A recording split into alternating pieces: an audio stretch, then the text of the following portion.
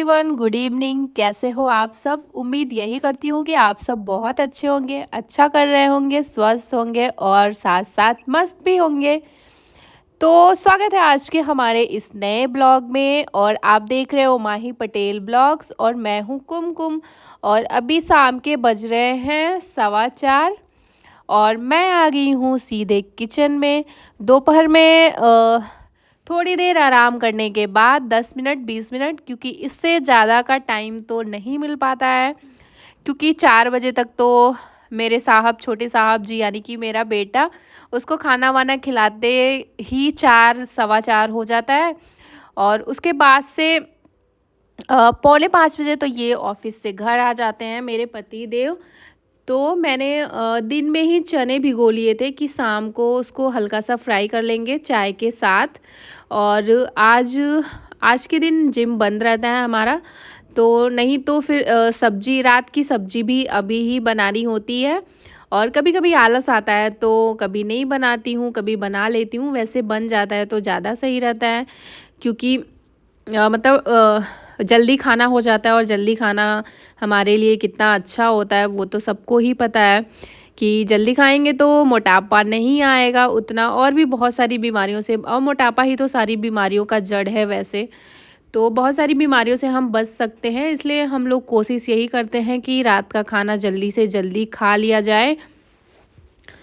तो यहाँ पे मैंने तेल डाल दिया था कढ़ाई में और थोड़ा सा जीरा और लहसुन काट लिए थे ढेर सारे, और थोड़ी सी हरी मिर्च भी काटा था मैंने क्योंकि बिना हरी मिर्च के तो, मतलब बिना थोड़ा सा तीखेपन के तो मज़ा नहीं आता है।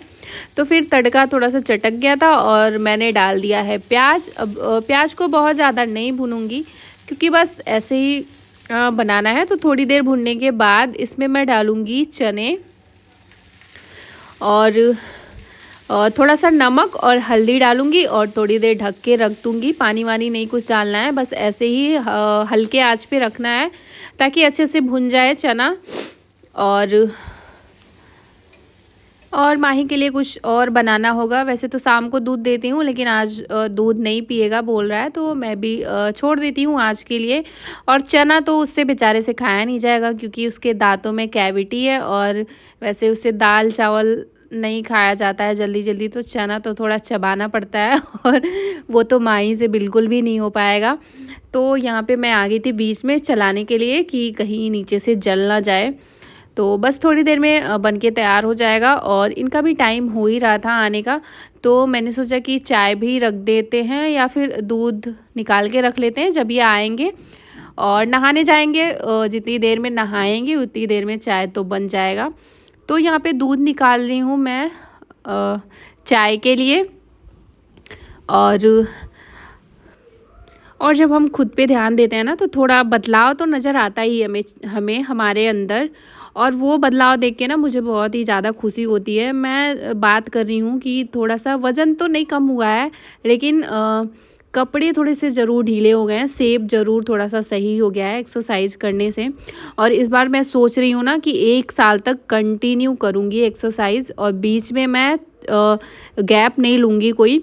वैसे तो करते हैं हम लोग, लेकिन बीच में ना कभी अभी जैसे ठंड आएगी तो ठंड में थोड़ा बहुत आलस आता है यार।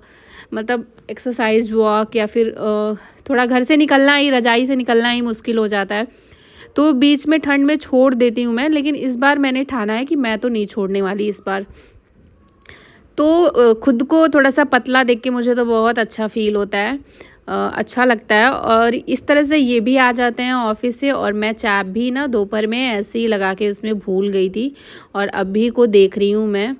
और आज ये छोटा सा बैग लेके गए थे, बड़ा वाला बैग लेके गए नहीं थे, पता नहीं।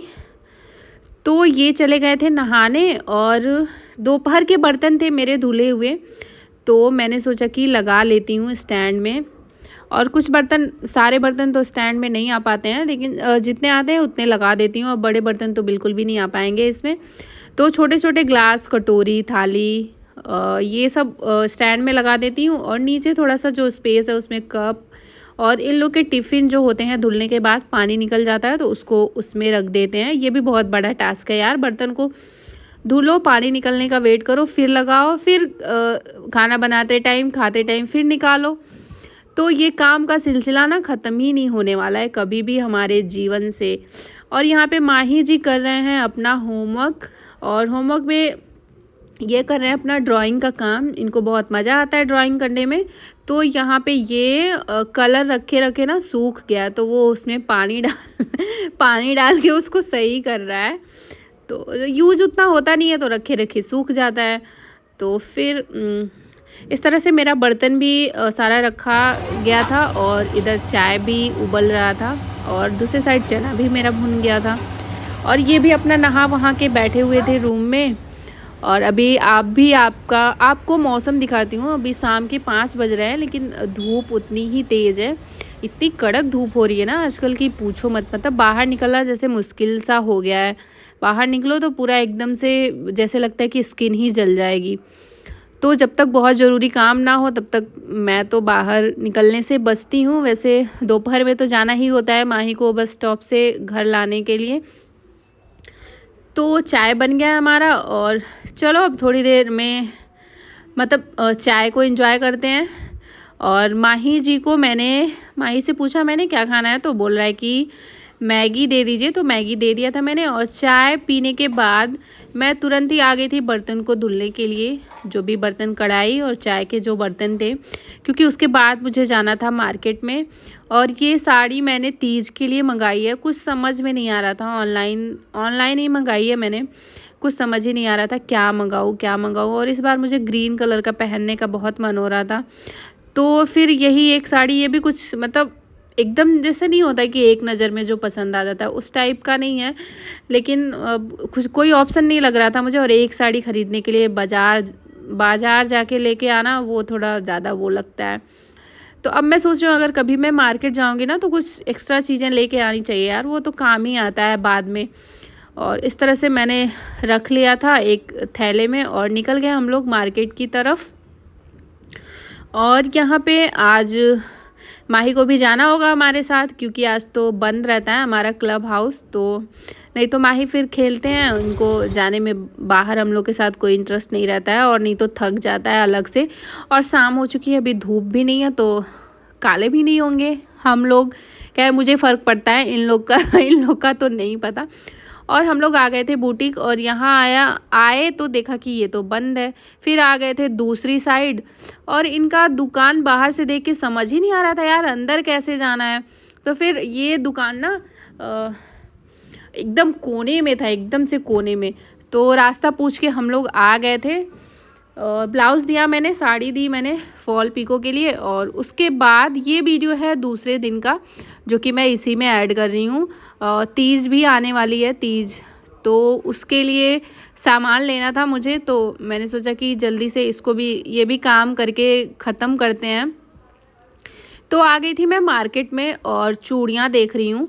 ये रेड कलर की चूड़ी अच्छी लग रही थी मुझे, लेकिन साइज़ बड़ी थी तो मैंने दूसरा लिया। और पता है इतना महंगा दे रहे हैं ये लोग कि हद ही हो गई है। मतलब जो 10-20 की सामान है ना, वो भी उसका भी रेट इन्होंने 150 रखा हुआ है, क्योंकि पता है कि अभी फेस्टिवल का टाइम है, सारे लोग खरीदेंगे ही।